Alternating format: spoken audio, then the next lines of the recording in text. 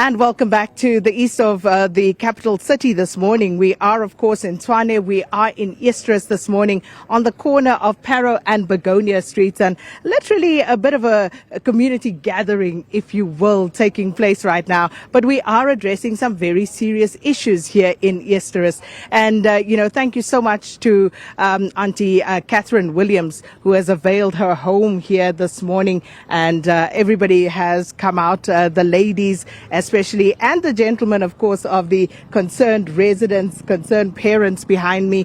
These are the people who do all they can in order to make sure that this community continues to function as best it can. That is against the odds. And I've roped in a few more young people right now just to talk about some of the activities that are going on, because as you know, the story of Eersterust is the story of South Africa. This basically is a microcosm of what happens in the rest of the country. So unemployment is rife.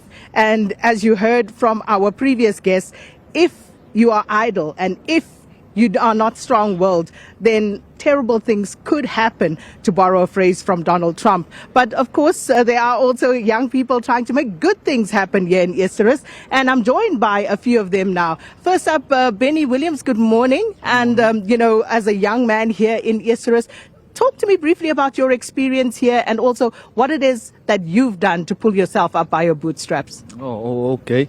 I'd like to start by saying good morning, South Africa. I'm so glad to have this opportunity to talk. Should I hold it? No. Okay. As I say, I'm Benjamin Williams. I grew up in Eersterust, went to school here. It was tough because of our social issues that we have here in the community.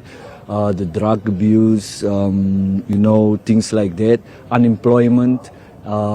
Places where we stay are overcrowded, and then I thought to myself, to make a difference, I must go into the community and start to look at the needs of our community, and created something like an environmental organization to help clean up our environment, to make it better for our youth, to be able to prosper, to have more opportunities to do what is needed to be done, and to grow, to expand our talents, because we are a community of much talents. So we'd like to, I made that choice to make a difference, or want to be the difference, or be part of a solution within my community. I love that. Clean up the environment. That is so important. As they say, cleanliness is next to godliness. And, in a clean environment and a clean mind, fertile ground actually starts to take root. But of course now, Olivia Rabie. Olivia, talk to me about you as a member of this community and what it is that you do. Hi, good morning, Shakina. Good morning, South Africa. My name is Olivia, and I am from this beautiful community called Eersterust. One of the main things I can highlight to you is that we've got so much potential within Eersterust. This is such a beautiful community, and I'm so glad to be part of this community. And what I do in our community is I work with children. So I've got an ECD center. And the reason of me starting that ECD center is because I saw the need of taking in these little kids. About 80% of our children has got no structured educational foundation. So that's where I came in and said, I want to make a space, create a space to take in these kids. But unfortunately, due to circumstances, I can't take in all the kids as much as I would want to. So, my need is to get help from the government, to ask them for help, to give us proper structure, to give us land to build a bigger facility, to get our children equipped, to get them being laid a solid foundation, because that's what it's about. We have to start with the little ones in order to get good, solid men and women. So we are the foundation, and that's what I'm here for today.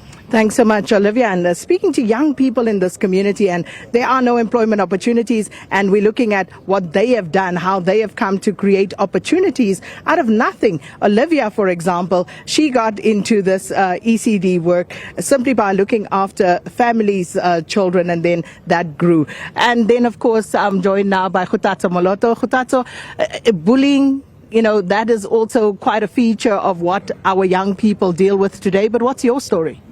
I am Kgothatso Moloto, the founder and president of Voice It in Action. We create innovative solutions to curb violence with a key focus on gender-based violence. In 2015, we lost a friend who was murdered, and that's how this idea of Voice It in Action began. We also have a beautiful initiative to actually create 1 million beacons of hope, which means that we are selling 1 million Voice It in Action t-shirts. That will give us the resources to be able to work and to ensure that there's continuity. But whoever that is wearing the t-shirt becomes a beacon of hope to anyone who is a victim. And that will help us to address issues such as gender-based violence, rape in the community, bullying in schools as well, because sometimes we don't know why children act out. We don't know why they become the bullies that they are. They might be violated from their homes, but if we have these structures and these people that are going to become beacons of hope and organizations, because we are big on collaboration, who are going to work together, we can address the issue of bullying by also addressing some of the root challenges that would come with it, from home. Some of these children, the environments and their spaces are not conducive to education, but besides that, they are thriving. We do know that our community's got a whole lot of challenges, but the beauty of Eersterust is that we are here, it's family orientated, and there's so much that could happen. We also do know that there are these hidden challenges of gender-based violence, of rape in the homes. We might not be able to know about them because the statistics are very high, on the contact crimes, burglary, etc. But those Here in Eersterust, those are linked to, some of the challenges that we are seeing. I was speaking to the station commander last night, and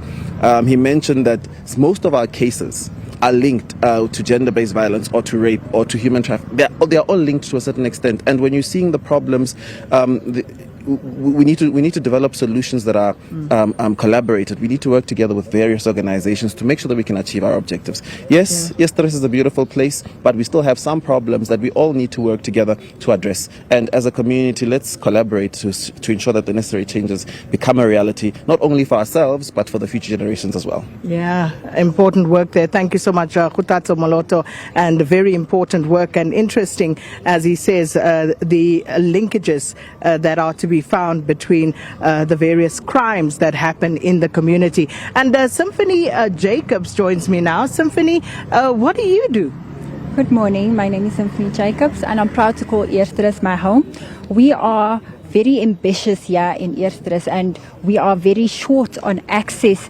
That is why I'm here. I am a founder of a creative agency. After a moment that I realized that I too was unemployed. That is something that many of us in the youth are facing these days. That's a daily reality for us, right?